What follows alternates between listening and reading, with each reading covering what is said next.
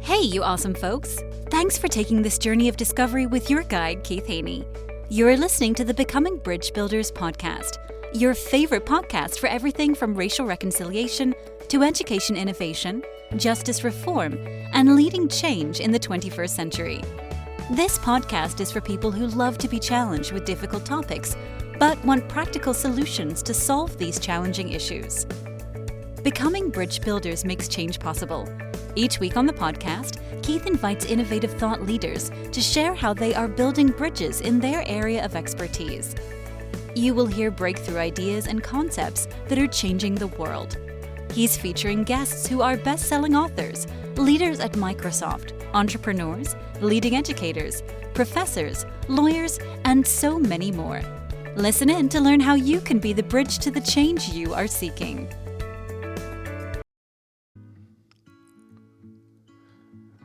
My guest today is Dallas Burnett, a dynamic, engaging speaker who brings a wealth of real-world experience to the stage. From the musical vibes of Nashville to the strategic boardrooms of innovative companies, Dallas uniquely connects with his audience. He is more than just a speaker. He's a problem solver who understands the challenges of entrepreneurship, creativity, and personal growth. With his down-to-earth approach and relatable humor, Dallas does not just share his journey, he invites you to find an inspiration in your own, offering practical insights and strategies to overcome obstacles and achieve success. We welcome Dallas to the podcast. Well, Dallas, we're so glad to have you on the podcast. How you doing today? I am doing great, Keith. Glad to be here on the show. I'm excited. You say that now. We haven't got into one of my favorite topics yet, so we'll see if you still say that after we cover that somewhere in the podcast. Oh, no. Oh, no. I love to ask my guests this question. So what's the best piece of advice you've ever received? Wow.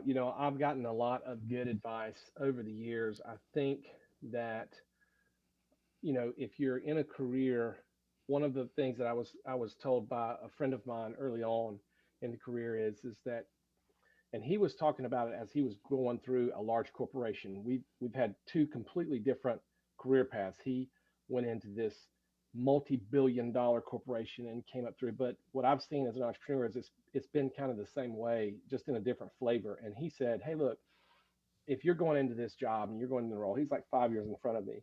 He said, "You need to make sure that you are adding value for about 3.5 to 5 years." He said, "But you need to be moving and growing out of that position every 3.5 to 5 years, or you're just going to be stuck. You're going to end up being the guy or the girl in that spot. So you need to be doing."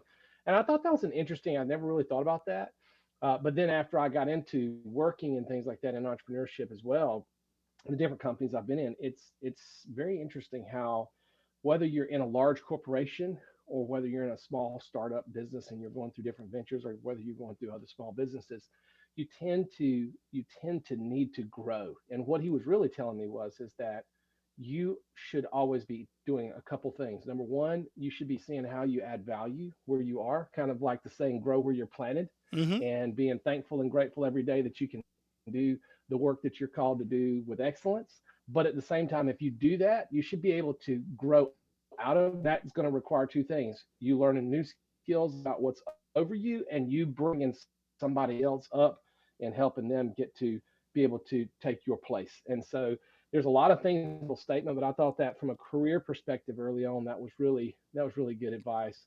I think another piece of advice that people have given me is just being able to be in the present and being able to stay focused on the present moment as much as possible, because Lord knows we're very distracted. We live in a distracted culture, and knowing those priorities and those core values early on, setting goals was a big thing. I was in 10th grade, and I don't even know who it was at the time, but the speaker was like, if you write your goal down, you're like 90% more likely to achieve it. And I can't tell you what the rest of his talk was, but I zoned in on that thing. And that was a game changer for me. I've got every goal that I've ever written since 11th grade in a little folder, and that was a big deal. So if you write it down, it really does. I have I think a much higher percentage of goal attainment because I took his word for it. I was like, all right, he sounds like he knows what he's talking about. I'm doing it. So I write my goals down every year. I'm a goal setter. So yeah, those are two things that I feel like were very good pieces of advice that I was given. I remember somebody else saying too, whatever you put out into the universe as a goal that you're going to do, you have to achieve it because you stuck it out there in the universe. So it's kind of the same thing. If you write it down or if you speak it out there, you really are committed to do it. So I like that idea of if you I'll tell say you it, you have this. to This do is a that. great story with that.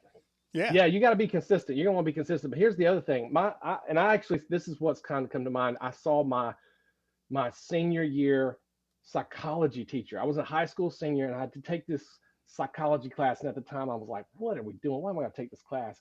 And the lady was the most awesome teacher. She had just great energy. She was like really little, just a little lady, just so short and tiny, but her energy filled up the whole room. And so she inspired all the class. Well, one of our last assignments, and I'm 18 years old, she said, I want you to get out a piece of paper. And I don't know if it was a final exam or whatever, but she said, I want you to write exactly what your life is going to be like. Where you're going to live, who you're going to be with, what kind of job you're going to have, how many kids you got. Write a picture of your life 15 years from now. And so I was like, all right, whatever. So 18, what do I know? I write down this page, turn it in. She gives it back to us at the end of the year. She's like, you take this with you. I'm going through, we moved back from Atlanta. We had lived in Atlanta, moved back to South Carolina. And it was exactly 15 years later. I was 33. And in moving boxes and throwing stuff away, I found that piece of paper. And wouldn't you know, down to the number of kids, where I lived, the house, everything, it was unbelievable. And I saw her about 3 months ago, and I was like, Miss Marsha, I've just got to tell you this. Now, I'm much older than 33 now, so it's been way Right. more than 15 years. But I was like, I got to tell you, I got to tell you this story. And so I found her and was able to tell her that her little her 1 page assignment ended up being spot on accurate to what ended up happening. So I think that goes to your point, the power of putting it out there. When you put it out there, you never know. There you go. I love that. You've achieved a level of success in your life, and I'm kind of curious because no one ever gets where they are by themselves. Somebody once said the Hmm. self-made man is not much of a man, but That's right. so who are some role models in your life that came alongside you in your journey that you can tell us what Mm, made them special for you in that journey? mm, mm. That's a great question. And man, it would be a long list for me, but just some off the top of my head. Number one, my father was an entrepreneur as well. He was a teacher, so he taught chemistry, and he also started a company with his two brothers. And so he's now retired from chemistry, but the company has done very well. And so I got to see this company come out of the dirt uh, in the early '80s. And as a kid, I'm like, 4 or 5 years old when they started the company, and so I'm playing on pallets and riding on the forklift beside him and watching him pull ridiculous hours and work unbelievable shifts. I mean, he'd get home from school at 3 and go out to change his clothes and go out and load trucks by hand because they didn't have a forklift at the time. Load a tractor trailer truck till midnight or 1 in the morning. Get home and do it all again the next day. Be at school at 7:30 in the morning. So I watched his work ethic. Um, I think that his work ethic is something that he definitely transferred on and has been very, very helpful in my career. I also think that I had a person I was actually talking about this the other day. I had a man named Rusty Gwill at Clemson University. I was at Clemson. I was broke. I mean, I was taking all kind of crazy odd jobs. I mean, you broke when you go and your job is to sit in a parking lot of a barbershop and run people out of the parking lot because they're starting to park there instead and walk across to the restaurant next door. The barber hired me to sit in the parking lot and just run people out so they can get towed.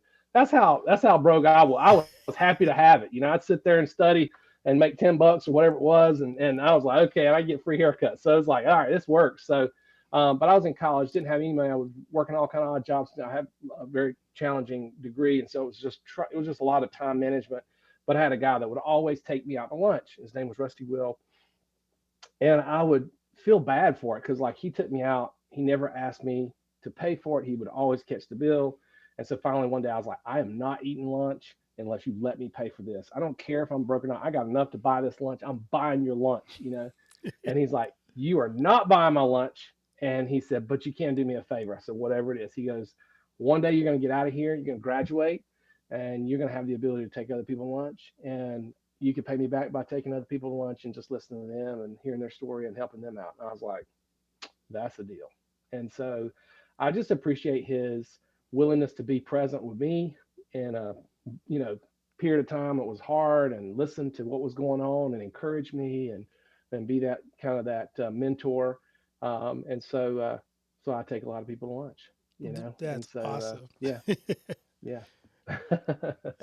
So if we ever get together, you can take me to lunch. I'll be happy to. There you go. Be happy to. Just don't take me to a cowboy restaurant. Anyway, but I love it. I can see us coming. I can see us coming soon. Oh man. Hmm. I'm curious about your journey. Tell us about, first of all, kind of your personal story, and then kind of give us a segue into how that connected with your career path. Oh man. Yeah, I'm an I would say I would classify myself as an entrepreneur. But I would not say that.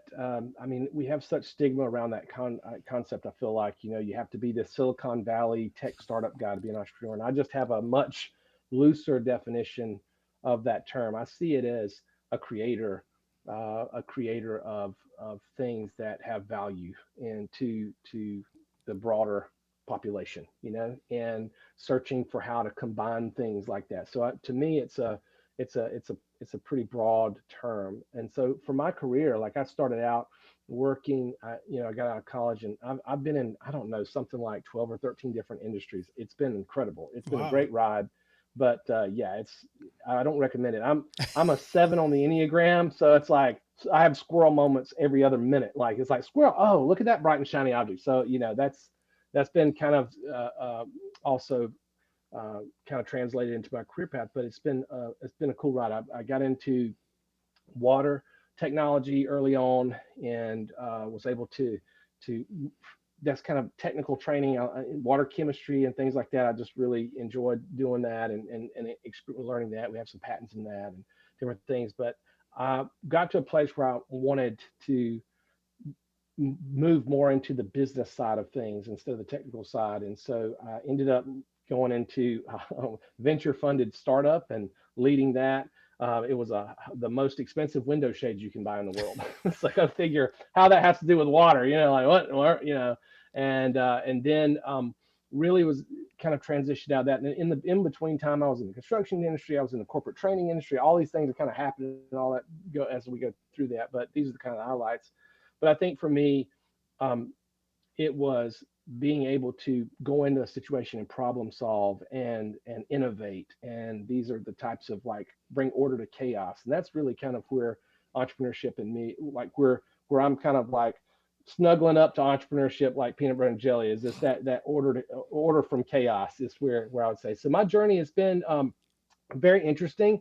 I was talking to someone recently and about, they were talking about entrepreneurs having grit and different things like that. And I think that's something that a lot of people don't realize, is that if you're getting into that creative space, it's messy, and you have to have some grit that you got to push through. You got to be able to hang tight with something. People hear, oh, you got a patent in water treatment, water chemistry, whatever. I'm like, yeah, but you don't understand.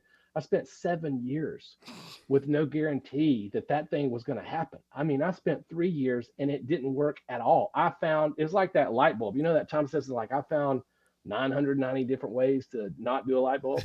Well, I mean, I found I don't know if it's 900, but it was a lot of ways not to do what I was doing. Like it just has to be. And so you just have to kind of feel like you're going to persist and have that grit to get to the finish line. So that's been my career path. I always wanted to lead, and I always wanted to create, and entrepreneurship seemed like a great path for that. But I had no ability. My career has not been one of those. Some people are like, I'm going to go do this. In fact, that friend that I was talking to you earlier about, he entered that company and just went through the ranks, and that was it. For me, if you'd have told me 20 years ago that this is where we would be, in my career, I would have been like, you're crazy. I have no idea. It's just so mine has not been a planned path as much as it's just been an opportunist. I've seen opportunities and met those opportunities. So yeah, I that's love been my that. journey. I think one of the biggest misconceptions about entrepreneurs is that it's easy to become an overnight success. You've just described Oh that my gosh, yeah. to be an entrepreneur means you're willing to grind and you have such confidence in what you're working on that you will stick to it when other people might quit before they reach that point. So for those young entrepreneurs who are thinking, no, I'm looking for that one magic pill, that one magic bullet Hmm. that's gonna overnight jet me to success and fame and fortune, what advice do you have for entrepreneurs? My advice is, I guess first I'd start out with an apology. I am so sorry that you've been fed a lot of social media stuff that makes you think that whatever it is that they make look easy is actually easy. So, I'll apologize for those people because they're trying to sell you something, some course or whatever. And I'll go ahead and apologize for them and let you know that, I'm not saying that lightning doesn't strike and that people don't walk into success in that, but those are very hard to replicate. And what I've seen is that most entrepreneurs, it is a journey, and it's not one that you just make it to the top of the mountain overnight. And it's something that even if you hit something that's really successful, it can still be extremely difficult because anything you grow and scale is going to take a lot of effort. So whether or not you're just grinding it out to try to get it off the ground and you're turning that, as Jim Collins would say, that flywheel of momentum, if you're just slowly turning it, getting it going, it feels like it's never going to go. That's one kind of grind. Or if are standing where lightning strikes and that thing does take off, whatever you're working on, then it's a different kind of grind because then you're figuring out personalities and people and growth and scale and strategies because you can implode as fast as you explode. And so I think that for me, it's it's it's it's being okay with where you are and knowing where you want to go. And it's not about how fast you get there, but it's that you're moving forward and moving towards that end. So for a young entrepreneur, I would say be really careful because if somebody's selling hype and they're selling all this kind of this thing that looks really easy, I would say just keep I'm not saying don't go after and don't keep growing and don't learn and don't buy the courses and don't get better. Absolutely, because you might learn two or three things there that could help you in your journey. But I would say set your expectations that the journey is going to be challenging and that the obstacle is the way. So you should be looking for the obstacles and expect them to come. Good. I love that because I think so often because we think entrepreneurs are all overnight successes that they didn't earn what they got. And so I'm glad to hear. I love having entrepreneurs on my show because everyone I've talked to has the same message. It was not an overnight Hmm. success. I worked really, really Hmm. hard. And to get where I Hmm. am took a lot of time, a lot of risk, and a lot of effort. And I just want to break the myth that it's easy for people who have done it. And we kind of dismiss the actual amount of work and effort that went in to get to the point that where people are. Well, I was listening to a great speech. We had a speaker at one of our conferences, and it was a Navy SEAL. And he stands up. Now, this wasn't Jocko, so Okay. I hate to burst everybody's bubble. It's not Jocko, but it was a Navy SEAL who knows Jocko. And so he was he was talking, and he said he has his own company. They did some consulting, and he said, "Look, when people apply to my company, they give me a resume, and I give it back to them, and I say, no, I want you to fill out this." And he calls it a reverse resume, and I thought that was just a fantastic idea because he makes them go back through their resume and say, "This is what you want everybody to see. This is like, you know, the pageant. This is the show." Right. He's like, "But what was it backstage? I need to know what the real what I want to know where all the failures happened in that resume, all the setbacks, all the things." And they literally, to get a job in this organization, have to come back and retool their whole resume to show all the things that they don't want to show and don't want to say just because it makes them. He just wants to know the real deal. He wants to know the struggle, not just the success. And I'll tell you, for example, a few years ago, I got into a venture. We'd started a dental company, and a partner and I'm not a dentist, obviously, and so um, my partner was, thankfully, and so we're in this organization. We just had all this ambition, and we thought we were hitting it just right, and we bought the first two offices, and then COVID happened, Oh my word. Nobody tells you what to do when you've never been owning a dentist office, and then COVID happens, and you're answering questions that you've never asked before, having to answer stuff, and then you find out you're down like several $100,000, and you've taken loans out on your home or property. I mean, like that's real. That's real life, and that's real entrepreneurship.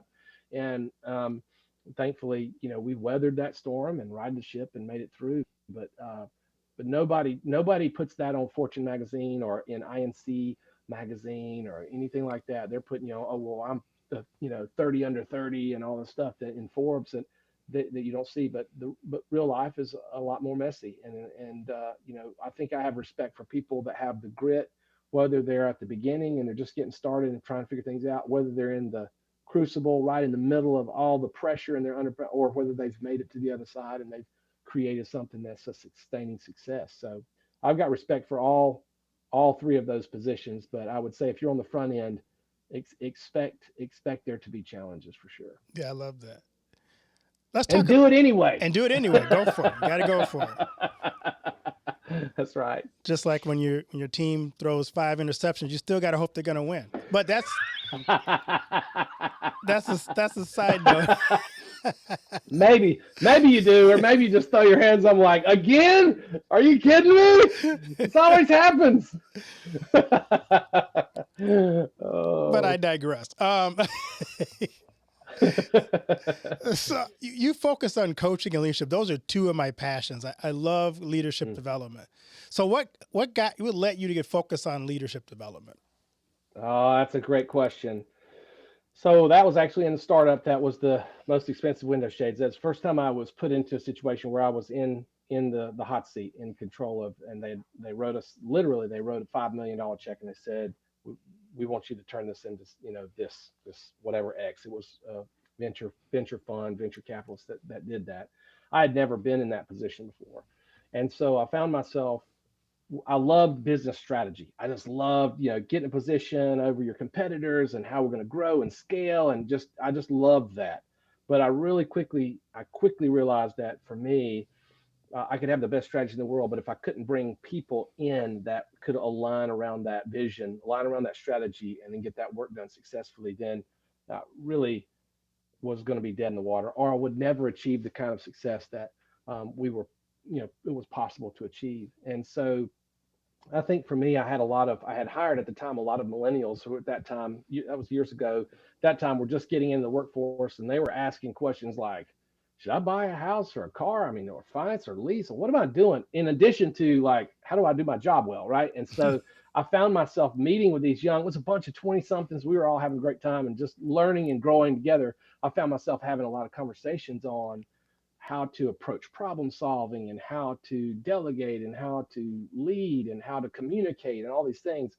And so that's really what started the journey. I started keeping notebooks and notebook of different ideas and conversations and thoughts that I was having with them. All the leadership stuff, I'm a leadership junkie, was chewing up and kind of regurgitating in a way that made sense. And so that was really the first. It was by necessity for me. I moved from business strategy into leadership pretty quickly. Instead of, because I think at that point in time, you find out when you're put in that position, and we see this a lot of times in organizations, a lot of people are reluctant leaders because they've come up and they've been a technical expert. Maybe you're an engineer, or maybe you're a plumber, and all of a sudden you get put in and your boss says, oh, you've done such a good job there. Now you're over 4 people. And you're like, okay. And then you naturally want to just do the same thing that you've been doing and treat those people like you've been treating this engineering drawing, and it just doesn't work that way. And so we see people struggle a lot with that. So when you're put into that situation, you say, okay, I've either got to change or this ain't gonna work. And so that's kind of what happened to me. I was like, I've got to really focus on leadership and developing people as a strength if I'm going to be successful. Yeah, it reminds me of my first real ministry, my first church. I walked in and they say, we called you to lead us. I'm like, well, I just got out of school. We don't have classes on leadership. And so I had to go, I had to go find the best leader developer out there. So I started digging into everything John Maxwell wrote. And every time he was in town or anywhere near me, I'd go to a John Maxwell seminar. I just sat there and just learned. And then I took what I learned and I brought it back to my church and I trained my leaders how to lead. And so we start every meeting out with a 20-minute John Maxwell 21 irrefutable laws, and we just That's good. plowed through. And I just That's love good. leadership because if you pour into people and raise the level of people around you with their skills, then you're not going to be the expert. I don't want to be the smartest person in the room.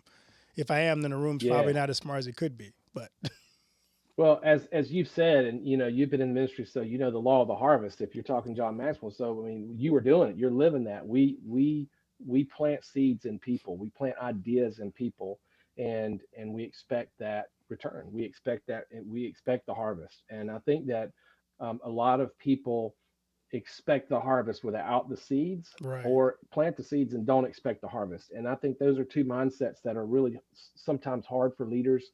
Some are rose colored glasses and they just think that, oh, they're going to they're going to just be great employees or great team members, and they haven't actually done the investment piece. And then when it doesn't work out, they're like, what, why didn't you do this good? It's like, well, you didn't really give them a good start. You didn't invest in them. And then other people, I think, maybe that the glass is half empty. It's people that just would invest, but then the expectation of the return is not there. It's like, well, you can't. If you want something done right, you've got to do it yourself, and that's a problem too. So I think those are two fallacies in misconceptions in leadership. But I think that what you described is living the law of the harvest, which is we're going to plant some seeds and expect to harvest. yeah, great. So you have a new book, Lyft, and it aims to help leaders increase performance by strengthening their team or organizational culture. So tell us a little bit Hmm. about why you wrote the book, Lyft. What inspired that? Mm. Well, that's another good story. So I was in an air balancing company. Now I didn't even know what air balancing was. I had no I idea. I still was don't like, know. is the air So balance? It kind of feels right. Yeah, it feels good in here. You cool? Are is the temperature right? Okay, no. But this company, it's a fascinating company, and it was a great story. They go into like hospitals. So if you think about if you're sick in a hospital and you open the door to a person that has a virus, if any of that air gets out in the hallway, now everybody in the hallway is a virus. So that room has to have a negative pressure. So when you open the door, air rushes into that room. Well, who knew that every room, every main room in the hospital, operating rooms, recovery rooms, treatment rooms, have to have what they call our critical pressure rooms, and they have to get certified by someone to say the airflow in the hospital hallways and the rooms are correct. And so it's like an air engineer. That's the best way I could use to describe it. So they literally are these air engineers that go around and measure airflows everywhere that make sure they're correct. So everything from hospitals to, I mean, Boeing painting shops or pharmaceutical companies or whatever, anything where airflow is really important, these guys go in and do their job. So smart dudes and men and women, and pretty cool company. So I was in that company. The interesting thing was it was owned by a female, and the company was 92% male.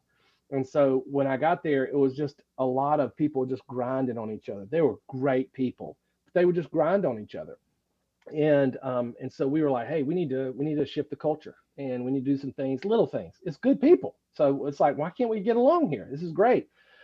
So it was on that journey, and that journey also, I had the opportunity to start meeting with some of the leaders and see some real tremendous development. And it was a guy that I became good friends with. Actually, just talked to him this week, and he uh, he was a project manager, and within 4 years, he was leading, two regions in the company, essentially two-thirds of the company, and he had just excelled tremendously over that time.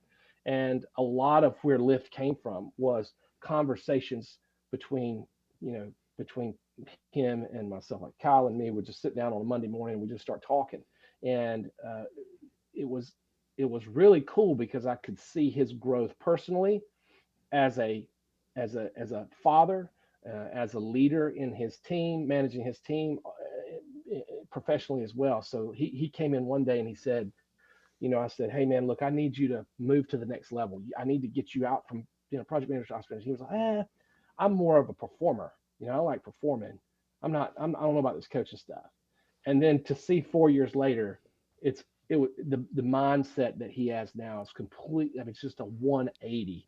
And so watching his journey of him just completely crush it has been encouraging. And so when I left, um, that organization when I was starting another company, I wanted to capture those concepts of how we went into that culture that had been established for 30 years. It was a 30-year-old company, and how we could, what levers did we turn and what did we do to shift that culture from more of a transactional culture to a transformational culture.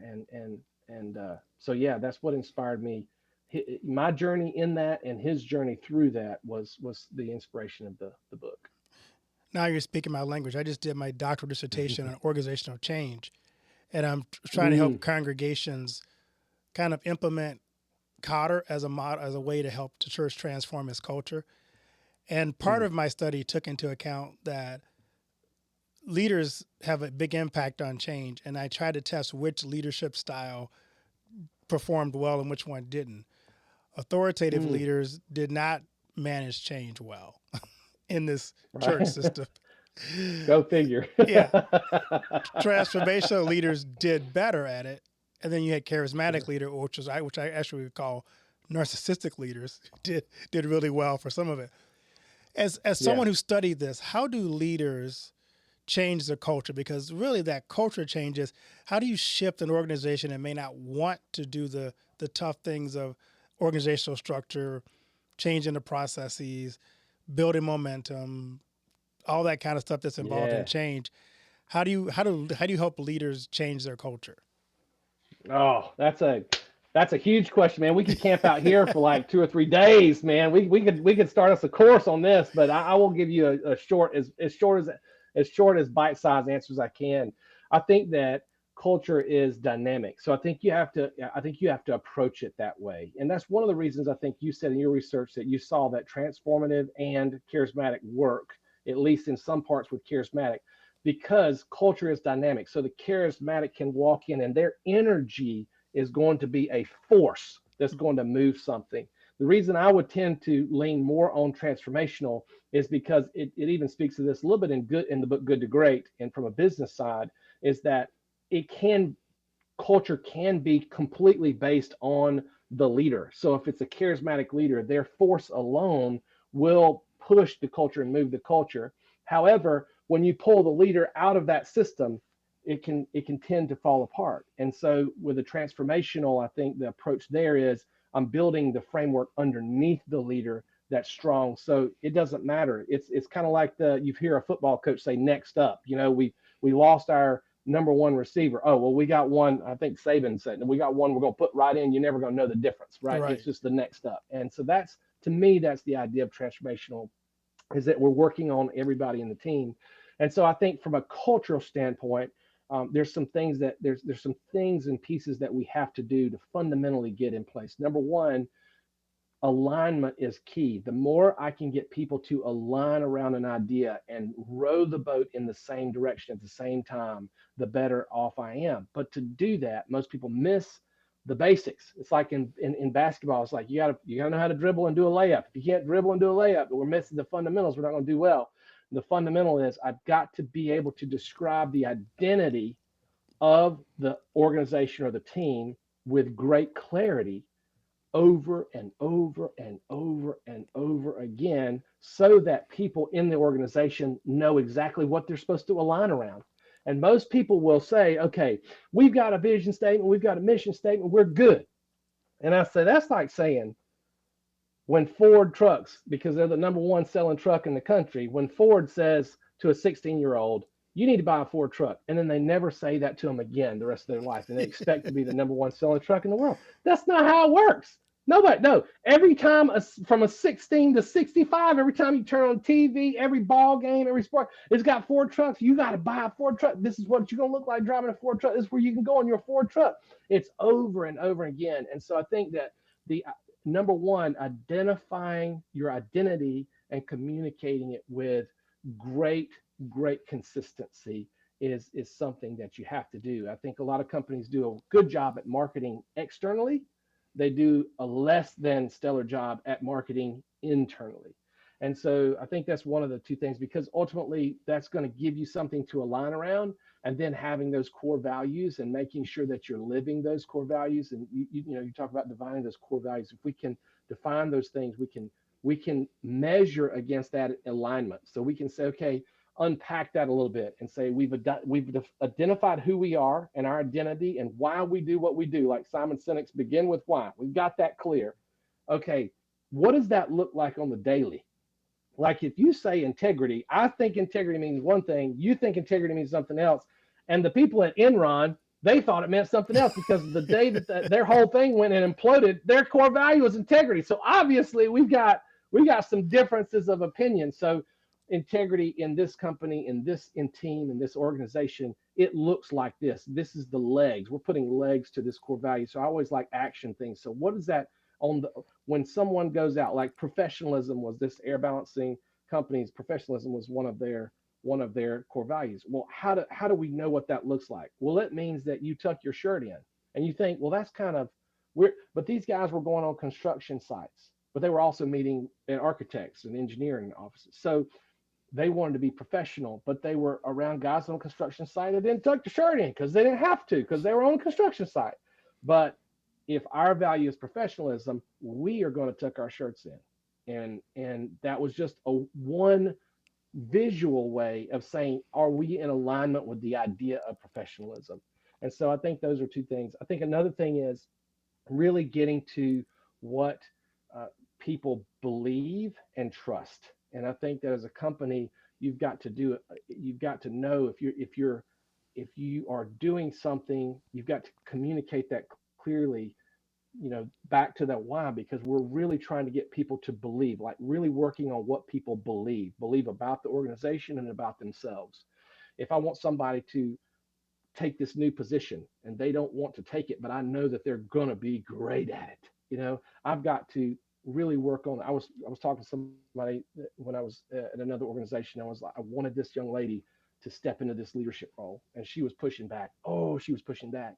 So I'm having to focus on what are those limiting beliefs that she has, because I can see some things in her that she can't see in herself. And so as an organization, you're going to have these things that you've got to work on as an organization to strengthen the culture, and that a lot of that has to do with belief and to balance that with accountability, right? So if you can't manage what you don't measure. And so nobody likes the word accountability because we think big brother, but Right. here's the dirty little secret about accountability. It's not because we don't care. When you don't care about somebody, you're apathetic. It's because you do care. You care about that person. You care about the success that you want them to have. And so that's why we hold each other accountable, so that we can achieve our goals. The problem is that if we don't balance that with trust and care, then it comes across as big brother. So I think that you're looking for identity and alignment, but you're also looking for saying, okay, are we caring about that person? Do they believe that we do? Because we really do. And if so, how are we holding each other accountable? How are we spurring each other on to achieve the goal? And I think that's really, from a culture standpoint, those are the foundations. And we talk a little bit about that in Lyft. One of our first kind of acronyms, we talk about, reminders as one of the three things that you can do. And we have a little acronym for that, PEAK. And the P in PEAK stands for purpose. And so we talk about reminding people constantly of the purpose. Why are we doing what we're doing? Who are we, and how do we do it? Let's go, let's go, let's go. And I think that goes a long way. So I know that was a little bit long-winded answer, but man, you get me fired up on that. So that's good. That's all right. In my dissertation, I redefined Cotter's strategic vision with defining your trophy. And I said, if you can think of it as an organization can tell me what your trophy is. So, for example, I used the Pittsburgh Steelers. Every fan knew what the Pittsburgh Steelers' goal was every single year. That was to win a Super Bowl. And everybody knew what the plan was. They knew what it was going to take to get there. They've done it before. They have an entire plan, a strategy to get there. At one time, it was defense. It was make the other team miserable. They're coming in the Three Rivers. it was 3 hours of pain. And you knew that's what the plan was, and have just enough offense to make sure that you could win. When I ask churches sometimes, what's your trophy? What's that thing that you as an organization say, this is what we're trying to achieve, and we've gotten there when we know when it is when we get there, and can you tell me what it is? Most times with Mhm. churches and sometimes with these organizations, they can't tell you what they're going for, what they're trying to win. So Mm. how can you That's right. possibly develop a strategy or even bullet points or milestones to get there if you have no idea what the trophy is? What's a win for you as an organization?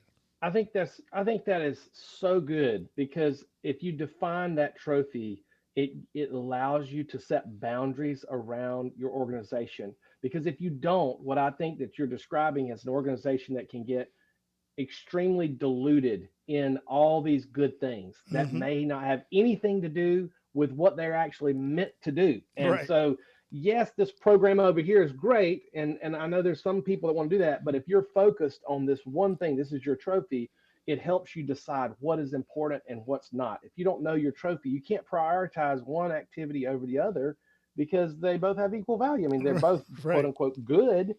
So how do you say, no to this lady over here who wants to get as a church, if they want to get their seniors and they want to do this project versus over here and they want to go on a foreign mission trip? Are they both good? Yes, they are. So how do you say yes to one or not, but yes to both? Because if you don't have the resources to say yes to both, but you say yes, then you do both half good, right? You Right. do both halfway, and then no, and neither party's really happy. You don't really get any great results. Whereas if you said no, this is who we are as an organization. This is where we're going to do. This is where we're going to focus our effort and our funds. Then you're going to do really good at that thing, that trophy. So I love that idea, man. That's really good stuff. Yeah, that'll be my next book. I just put that in the spirit. Now I got to go write the book. Do it, do it. I love it. That's good. It's good. So you have something called Think, Move, and Thrive. Tell us about that. Hmm. Yeah. So we are. I like to think of us as engagement architects, and so Think Move Thrive came out of kind of the idea when I was working with the other company I was telling you about. The We created a coaching system for them. We believe that the everyone in organizations, and what's funny is I created it for nonprofit, but we've had churches pick it up too. It's been really strange, and so everyone in the organization should have the ability to be heard and the ability to make commitments, set their own personal trophies, and have someone hold them accountable to go get it. And usually, if you're a CEO, if you're the head pastor, if you're a vice president, you can have access to an executive coach in a lot of organizations. However, if you're just in the organization may not have the funds to be able to provide an executive coach to everybody in the organization. However, we think that everyone should have that opportunity and can benefit from coaching and development. So we created a coaching system that we include and help integrate into organizations so that they can use it as kind of like a system that they can fall back on, because a lot of people don't. You go to lunch and you go, okay, I want you to develop this person for 30 minutes and ask them great, insightful questions and get them to spill their beans about their life. And most people are going to be like, what? What? Yep. In the ministry, you do this naturally, but most people may not feel equipped to do that. So this is a system that they can ask 6 questions. 3 are always different, 3 are always the same once a month. And so that kind of spawned Think Move Thrive. So we help organizations kind of design what you talked about earlier, whether that is setting their trophy and understanding that better, understanding what their trophy is, if it's developing their people more, but ultimately with the goal of designing organizations and architecting organizations that have a high level of employee engagement. I love that. I could talk to you all day about organization and leadership. You've obviously also hit my sweet spot. So, but Yes, what are you excited about in this season of your life, Dallas? man, it is a different season for me because I have 3 daughters, and I just had the second daughter is a teenager. So I have 2 of the 3 are teens, and I'm 1 year, 2 years away from the third daughter being a teenager. So I'm about to be the father of 3 teenage daughters. And so I don't Yeah, know if that's blessings on exciting that. or terrifying. Yeah, a little bit of both. I'll be honest with you. So being a parent of 3 teenage daughters is a season, but it's been really cool. And I think this goes back to leadership and that law of the harvest.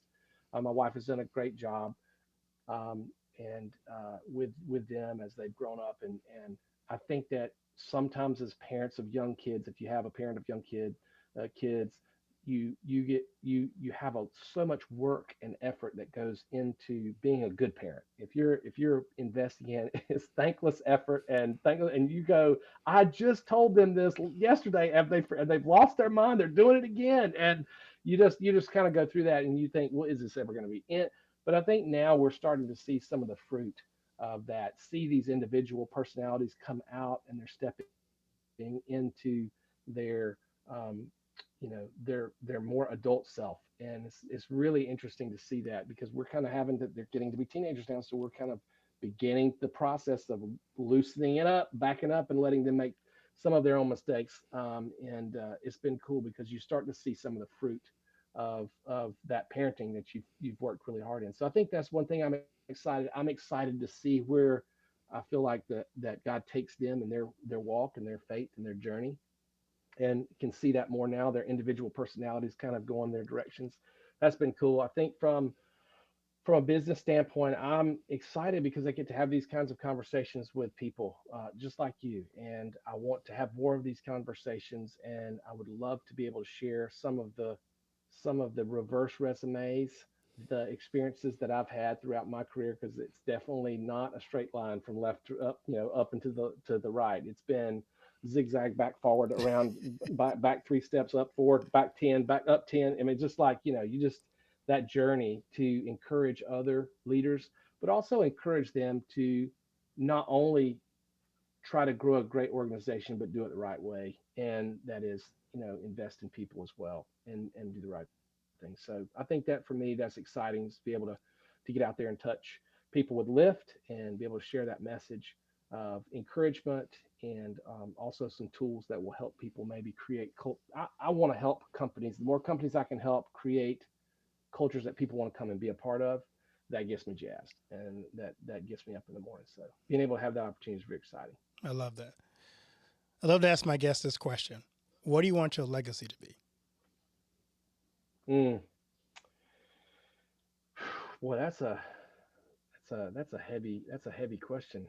Um, That's why it's the last one. One of the I last think ones. Yeah, it's the last one. It's one of the last ones. No, I think that's a great question. I think you have to begin with the end in mind, and I think that for me, um, I'm I want to pursue. I want to be known as.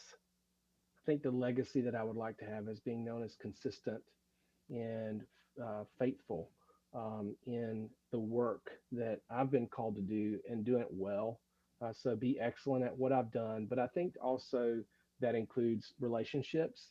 I think one of the things that I would like to be known for is being someone who invested in others. That includes my own family, but it also includes people outside, because we're kind of back to where we started from. People have invested in me. And I think that being someone that was known for investing in others, and whether that means going and taking people to lunch, or whether that means writing a book and getting that out to people, or having a podcast, or being on a podcast. I think that is all wrapped up into it. If I can share what's worked and what hasn't worked, and I can listen and be a sounding board for other people, I think that would be a great legacy for me. Just leaving things better than I found it. I You know. love it. As we wrap up our conversation, what key takeaways do you want our audience, to listeners, to take away from our discussion today? Oh, I would say this. I would say number one, if you want to change the culture of your team, of your organization, or even your family, that consistency is an amazing tool that you have access to. We can't control what happens to us, but we can control how we respond. And I think that what I'd love for your listeners to know is, just because you don't see the fruit of things that you're doing today doesn't mean that you won't reap that reward later. If you just stay in the game, stay consistent, and continue to do what you know is the right thing, even when it's not the easy thing. And I think that would be my encouragement to your listeners, is that consistency wins the game. Great. Where can people find the book Lift and learn more about you? Yes. Oh man. Well, that is great. So you can find Lyft on Amazon, Barnes and Noble, anywhere those books are sold. You can find Lyft, and you can also go to thinkmovethrive.com to see. You can find out there all our other things that we're into and what we offer. If you want to connect with me personally, you can find me on LinkedIn. That's the social. I am a very social person that is not social on social media except for LinkedIn. I'm on LinkedIn. So if you want to find me on Instagram, probably not a good idea. Twitter, Facebook, nope, nope, nope, nope. Go to LinkedIn. You can find me. There's not that many Dallas Burnett's on LinkedIn. In fact, I think I'm one of maybe one or two. So you can find me there pretty quickly. Well, you can give us the Let's Go Steelers before we hang up this call today, if you like. You've been on me. See, your listeners don't know. Before the show, he's on me because he's a Steelers fan, and with a name like Dallas, you kind of are birthed to be a Cowboys fan. So I had to take some grief, which is true. I can't say anything about it. I mean, the Steelers has had a number, so it is what it is. But maybe we'll turn the corner. I'm gonna bring back. Maybe I can find one of Landry's like grandkids or something like that to come back and bring back some good coaching and the Cowboys or something like that. So See what they can't see on my wall is the 6 Super Bowl tickets I got for my Christmas from my kids from the Super Bowls the Steelers won. So I have those on my wall. Man. Oh, that's so good. That's awesome. Was it awesome? Was it an awesome experience? That's so good. That's so good. I got a ticket from each one of the Super Bowls they won on my wall. Ticket from each one. That's so cool. Each one, you got one from each one. Yeah. I didn't realize it. Each one. Oh, wow. Oh, that's cool. I mean, I'd have to go back pretty far to get some Cowboy Super Bowl tickets. I'll be honest with you. I don't know. It's been a dry spell for quite some time, but we'll see. But I'm glad. Listen, I'm glad the Steelers can they've done well, and more power to them. And maybe the Cowboys will give you a run for your money sometime. There you go. Well, Dallas, thanks so much for being on the podcast and bringing us such amazing content. And look forward to maybe have you back on again. This was a great conversation. We only barely scratched the surface of some really cool leadership and organizational change things. So I'd love to have you on again. I know it. Thank you, Keith. I appreciate it. Thanks for taking time with me today.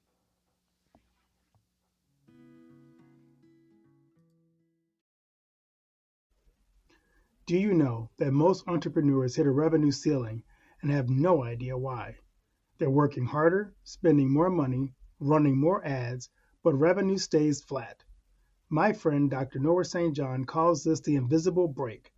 He's giving our listeners a free revenue ceiling audit to help you see what's really holding you back. You'll get a free 30-day membership to Noah Bot, giving you access to Dr. Noah's 30 years of experience to help you reach your next level. But hurry, because there's only 50 available this month. So if you're tired of being stuck at the same revenue level and want to finally break through, get your free revenue ceiling audit at drnoahvault.com in the affiliate link that'll be listed in the show notes. Thanks for listening to Becoming Bridge Builder. If you enjoyed this episode and want to help support the podcast, please subscribe and share it with others, post about it on social media, or leave a rating and review. To catch all the latest from me, you can follow me on Instagram at @bkeithhaney and on Getter and Twitter @RevHeadpin. Thanks again, and tune in next time.